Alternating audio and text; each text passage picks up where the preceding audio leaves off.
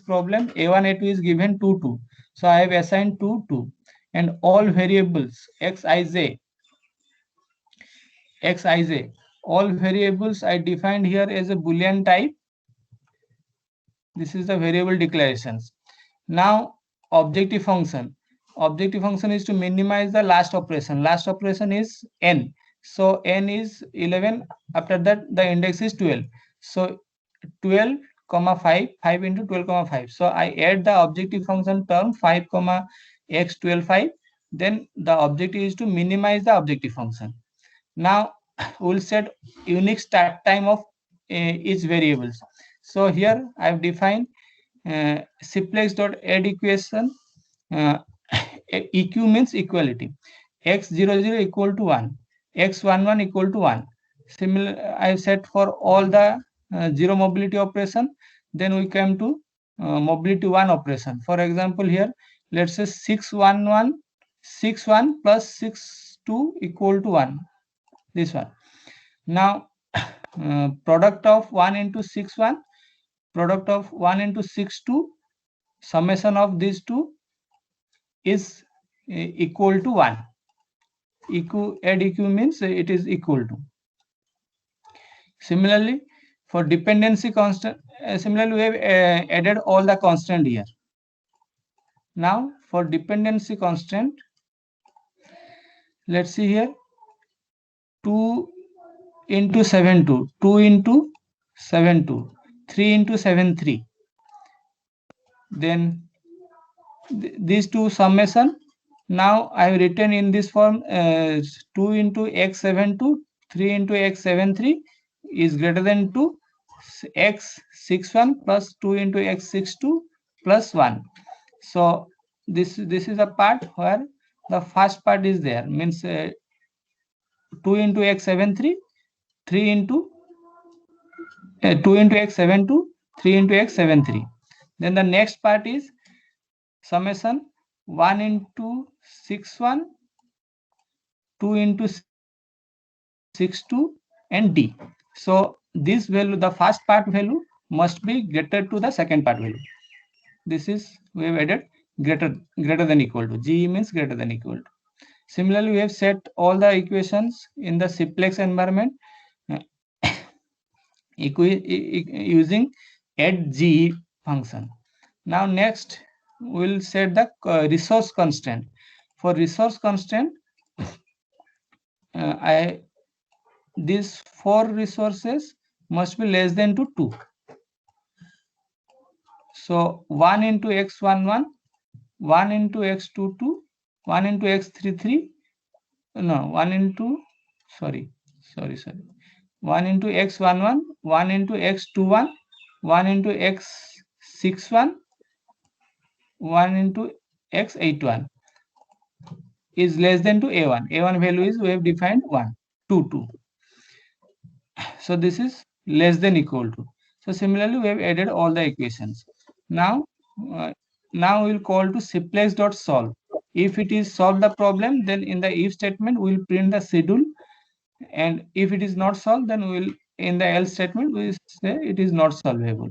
Now let's see. You We'll definitely make this the screen bigger, otherwise it is not readable. So you can now make that simplex screen full screen kind of. okay. Now we can compile. Now the output can be seen here. The objective function return 5, means including your dummy nodes, 0 nodes and exit node and start node.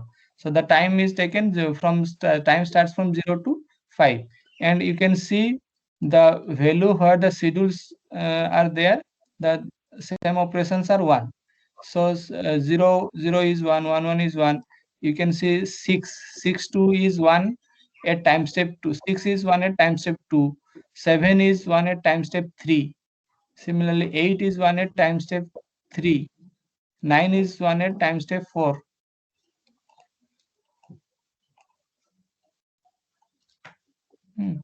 You can compare with the schedule generated here, and 10 is 1 at time step 1. 10 is 1 at time step 1, and 11 one is time step 3. 11 is one at time step 3. It is possible. Means there are two solutions possible for this example. 11 can be run at 2 and or 11 can be run at 3 because we have two ALU also for time step 3. Operation 4 and 11 can be possible to run in time step 3. So now we can do some variation with this example. I can change, if I change resource 2 to 1, means ALU is available for us is 1. So this schedule should not be generated by this ILP because in the last step we have at least 2 ALU required. So if we allow only 1 ALU available, then it needs one more time step. So for this problem, it should say that it is not schedulable. So now it is giving the ILP model cannot be scheduled in time step 5. Now, if I change this A2 to A2 to 2, and if I modify A1 to 3, then the schedule will be changed. Now we have allow 3 multiplier. So in each time step we can at max use 3 multiplier. So in time step 1 we can at max use 3 multiplier, 1 operation 1, operation 2, and 6 or 8. So here at time step 1 6 is 0, but at time step 1 8 is 1. So in time step 1 3 multiplier are used. So schedule from the previous schedule it is changed now. Okay, similarly we can go for so it is clear. So now we can go for MLRC problem. So So in any MLRC, question so far? Anybody has any question? So just one small technical doubt. When we are Yes. multiplying x12 by 1 in like some, if you scroll down once, yes. here you've multiplied cplex.prod 1.0 into x61. So is that necessary, or can we just write x61 instead of that? Now you can write, but the sum function needs some type of variable, right? It is not double. In this place, you cannot write double. So it is a. So if it is a Boolean variable, probably it will create a problem. That is what I guess is the See problem. here. Because x is a Here, x. it's need the argument type is different. Argument type is num expression. So that's why we have multiplied this one. It will return num expression, right? Okay, So you cannot write directly Boolean value here. So A type mismatch depend here. That's all. Typecasting kind of, yeah. Yes.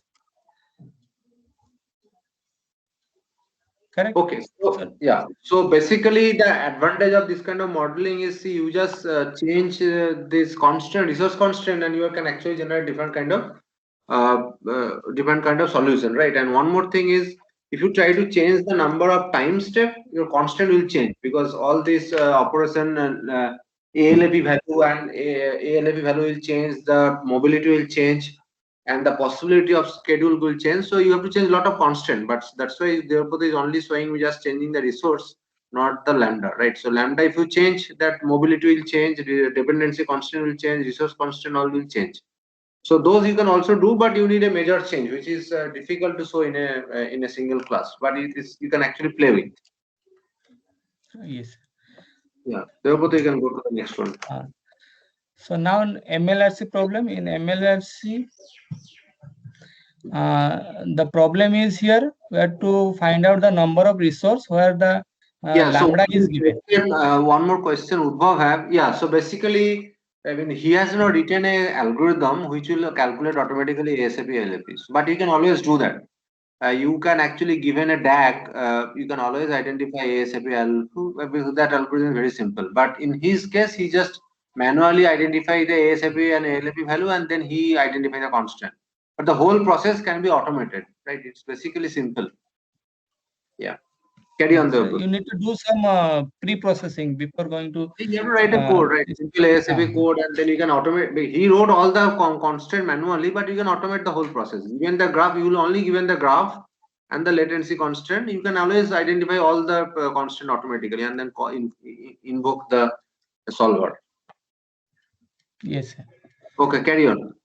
So MRLC problem, the given is latency. We need to calculate A1, A2. Means number of multiplier and number of ALU required. And also it is given cost equal to 5 and for multiplier cost equal to 1 for ALU operation. So in this case also start time constant is same as before. The dependency constant is also same. Only the resource constant, in resource constant and the A1 value need to be bring into left side, and we add one more thing is latency constant, where the latency is lambda plus 1 summation of L x and L. So if in I this case, A1 and A2 is not known, right? And your objective function change, right? So if you just remember that in a previous formulation, he is taking 2 matter, 2 multiplier kind of things. So that is known. So, and his objective was different. He was to objective was to minimize the latency. So he just tried to the optimization function where it actually the lambda n, the last node, sync node latency time should be less. That is what is the objective function. But now, if you just recollect that your resource is given, so here you have given it's not given, you have to minimize the resource, latency is given, so lambda 4 is given to you, and this you have to find out the value of A1 and A2. So your objective would be to reduce the cost, right? Cost is basically can be area. So if say multiplier is taking 5 unit of area and adder is taking 1 unit of area, you try to get a solution that the overall cost of the resource is minimum, cost in terms of area or whatever it is, time or whatever it is. So this is his objective function. The objective function has changed now, right? And A1 Yes, and sir. A2 become unknown now. So if we expand the say, equation for unique start time, dependency constant are same. Only the changes are in the red mark. So the changes here is A1 is unknown. Previously it was 2. Now it is A1 or A2. And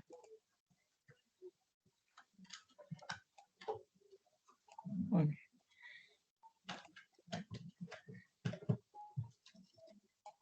So in this case, unique start time, that dependency constant won't change. Go back to the previous slide.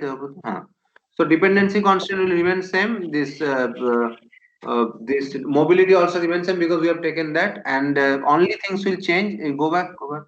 That constant was fine. Go to the next slide.